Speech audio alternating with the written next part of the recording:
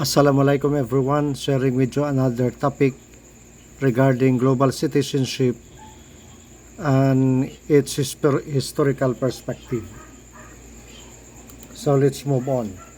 So the topic to be discussed is all about the definition once again of global citizenship, the historical perspective of the citizenship, the trio of topics. Three, the citizenship, the globalization and media, then the difference between global citizenship and global citizen. So that's the topic that I am going to share with you in this presentation.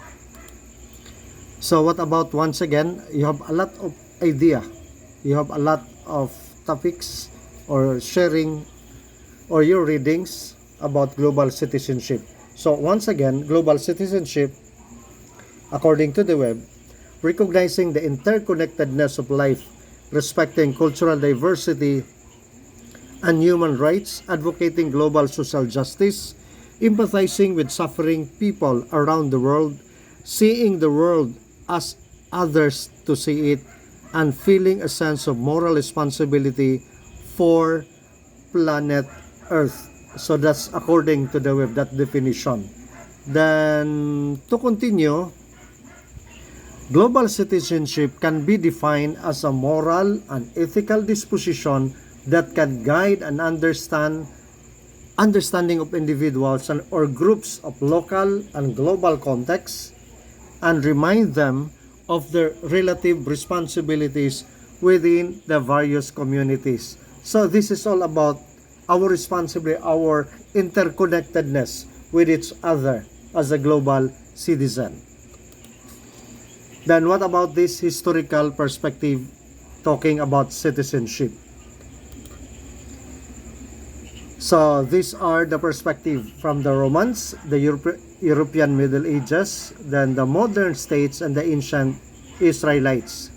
So from the Romans, when they talk about citizenship, this was based on the characteristics of relationship that hinges on legality and jurisprudence. So that's coming from the Romans perspective.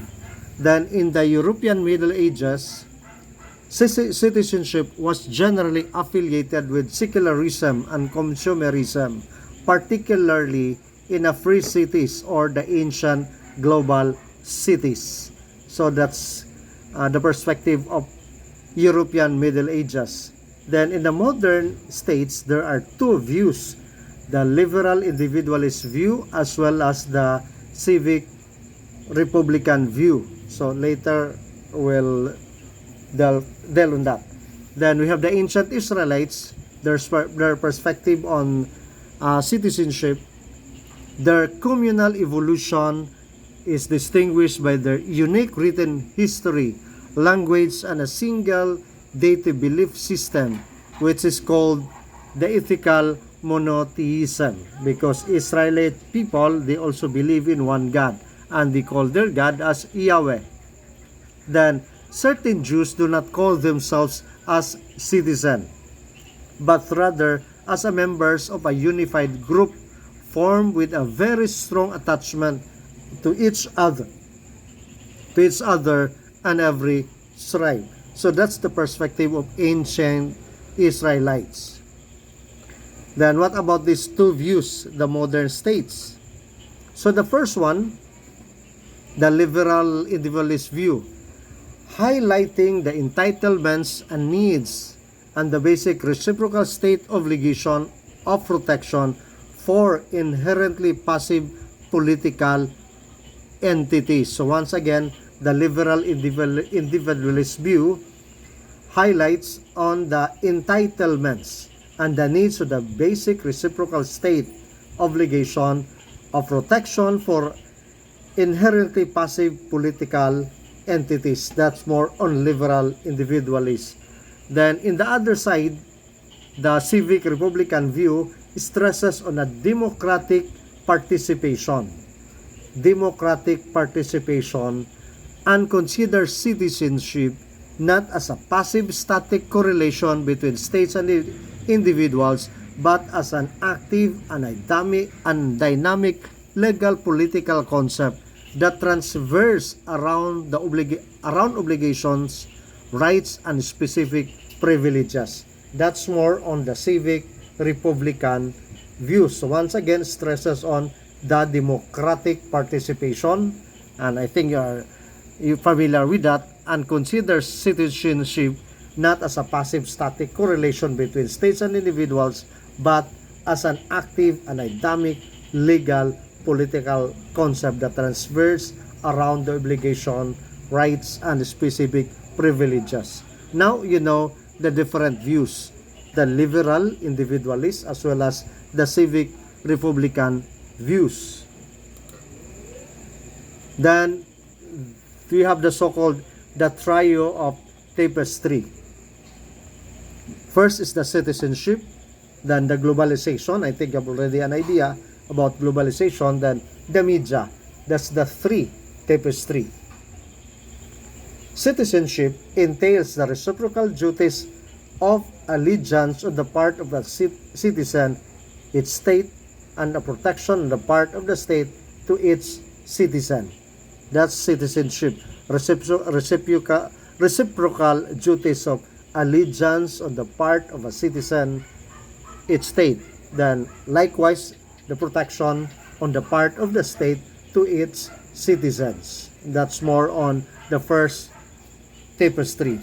Then globalization, and you're familiar with, is a multidimensional set of social processes. So it's a social processes. And I think in the previous topic, you know very well about the term globalization. Then of course, media. This is the medium or instrument that metamorphose the citizenship concept into an active, sprightly undertaking within the meters and bound of globalization. So that's more on media. So once again, the trio of tapestry: citizenship, globalization, and media. What about citizen versus global citizenship? Global citizenship as well as versus global citizen. So once again, I told you have a lot of idea about this in the previous topic. So this is just a sort of review. So anong pagkakaiba sa dalawa?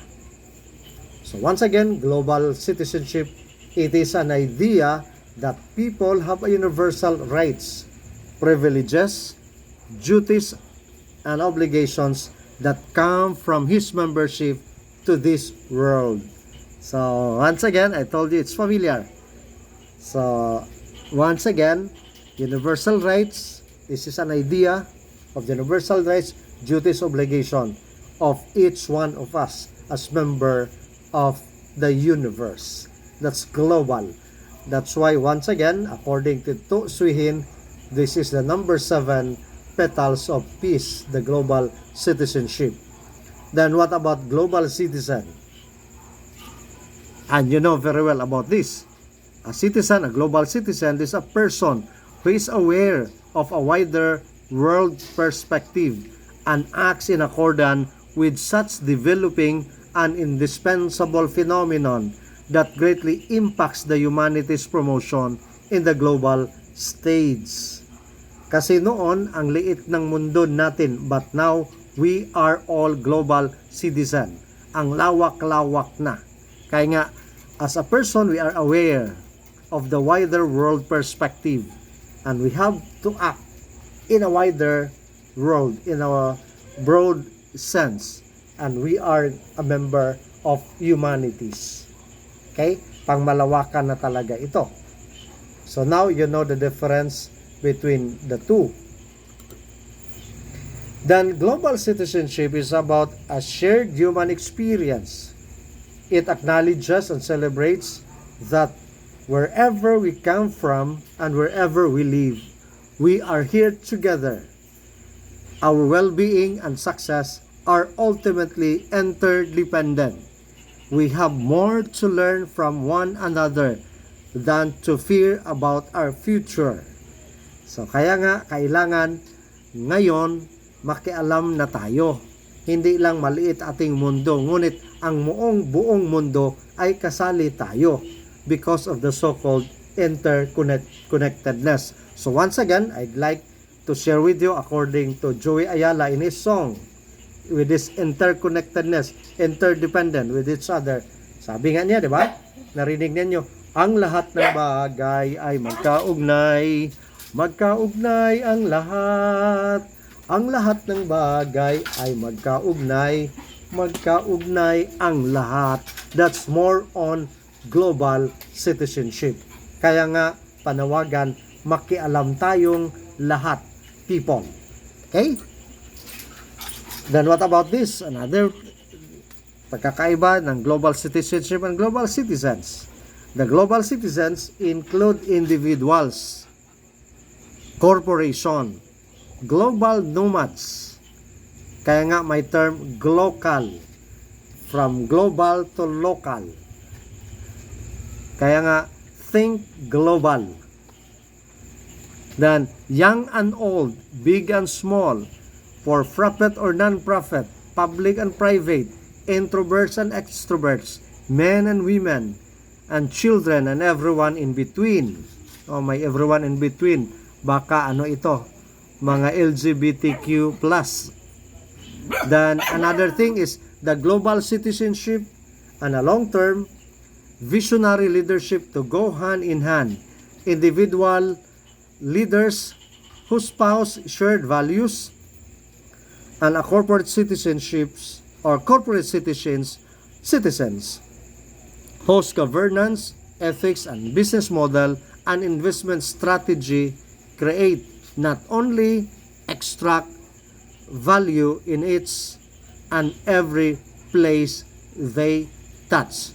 That's a global citizenship. We move on. Global citizenship is not the same with globalization, and I think we know that very well also, because you have the previous topic or you have the topic on globalization, so it's different. So once again, global citizenship is not the same as globalization. Although may pariente, may magpinsan dyan, the terms and the issues, pero magkaiba sila. Hindi talaga sila pareho. And why? Sinasabi nga, globalization is the process by which organizations develop international influence or operate on an international scale. Is driven by economics, business, and money. It's about the flow of products, capital, people, and information. So that's globalization, and you know that very well. Then while global citizenship, this is driven by identity and values. Global citizens build bridges, mitigate risk, and safeguard humanity. Global citizenship refers to a sense of belonging to a broader community beyond national and cultural boundaries. Okay, kuha natin. We belong to each other globally. Kaya nga, dapat meron tayong sense of belongingness to a broader, to a wider community, to the whole world, of course. Okay, beyond national or cultural boundaries. Another thing, globalization involves the flows of goods, services, capital, information, technology, and people across borders, facilitated by advancement in transportation, communication, and technology. Then globalization has economic, political, and cultural and social dimensions affecting various aspects of life, including trade, finance, culture, governance, and labor. So that's more on globalization. While global citizenship on the other side, it involves recognizing and embracing the interconnectedness of people, society, and environments across the globe. So, interconnectedness of people, society, and environments across the globe. Kaya nga, because of this, ang mundo now is becoming smaller. Parang nag-shrink ang mundo. Kasi noon, akala natin, ang layo-layo ng Europe, ang layo-layo ng Amerika, ang layo-layo. Pero now, because of this, ang lapit-lapit na. Okay? Then, the global citizenship emphasizes responsibilities towards humanity as a whole, including promoting social justice, environmental sustainability, and human rights. So, paulit-ulit yung term na sana naintindihan natin. Ulitin ko, includes promoting social justice, environmental sustainability, and human rights. That's more on the emphasis of global citizenship. Then, why does global citizenship matter? What do you think? In this question, why does global citizenship matter? Of course, sabi dyan, global citizens are not born. Once again, global citizens are not born. They are created. Believe it or not, global citizenship are not born, but they are created. Kasi wala may ito noon. Ngayon lang may ito. Okay? Kaya nga akala natin, tayo-tayo lang dito, sila-sila doon. Idja-idja, oho-aho, kung sa mga bulanon pa. Atin-atin, sila-silang, bahala sila sa buhay natin. But now, as a global citizen, we are interdependent. We are interconnected with each other. But we are created, not born. Okay? Then, children do not have an innate understanding of their shared humanity. They learn this over time. Kagaya sa atin ngayon, matanda na tayo, pero at least now, alam natin, uy, may global citizenship pala. Kasi bago lang ito once again, itong global citizenship na term. Okay? Kaya nga pinalaghanap na ito sa buong mundo ngayon. Kaya nga may mga subject na about global citizenship para malaman sa buong mundo the equality, the human rights, the responsibility, etc., etc. as a global citizen. Then the importance of education and enabling global perspective cannot be underestimated. And of course, hindi talaga. Dapat may alam tayo, dapat alam natin lahat as member of the global citizen or to the world. That's why we have to think also global, not only local. Kaya nga tinatawag global. Okay. Then historically, global citizenship was rooted in a common desire to prevent war. Okay. Common desire to prevent war. Common reasoning was that the more we know about each other, the more likely we would ensure peace. So that's why global citizenship, this is part of our major subject. So once again, common desire to prevent war, common reasoning was that the more we knew each other, the more likely we would ensure peace, progress, and prosperity. More recently, the Human Genome Project has shown us for the first time in human history that scientifically we are all one. Okay, in this Human Genome Project, sabi nga, for the first time in a human history that scientifically we are all one. Of course, we are all one. We are all one. We are human being. We are created by our Almighty. Tao tayo. We are human. That's why, scientifically, we are all one. To continue, the new technologies also enable us to connect with more people and more ways than ever before, allowing us to discover our similarities and differences, better understand our interdependencies, and expand our world views. Di ba? Ang ganda? New technologies, once again, also enables us to connect with more people. Kaya nga ngayon, dapat kahit na may edad tayo, makiuso tayo sa paggamit ng modern technologies as well as the different platform, the social media, so that we can connect other people. Okay? Then allowing us to discover our similarities and differences. Pare-pare pa lang tayong tao. Magkaiba ating kultura, pero we are interrelated. Mayroon silang ganun, mayroon din tayo. Nakuha natin because sabi nga, scientifically, we are all one. Then better understand our interdependence and expand our world views. Then to conclude in this presentation, once again, global citizenship is not a one-size-fits-all concept. Once again, it is not one-size-fits-all concept, nor it is a panacea, but it is an extremely powerful tool in our 21st century toolbox for building more sustainable, resilient, and compassionate world. Everyone can play an important part. The world is waiting for me, for you, and for us. So once again, ulitin ko, global citizenship is not a one-size-fits-all concept. Kaya nga dapat makialam, nor it is a panacea, but it is an extremely powerful tool in our 21st century toolbox for building more sustainable, resilient, and compassionate world. Kaya nga, all of us and everyone can play an important role and part.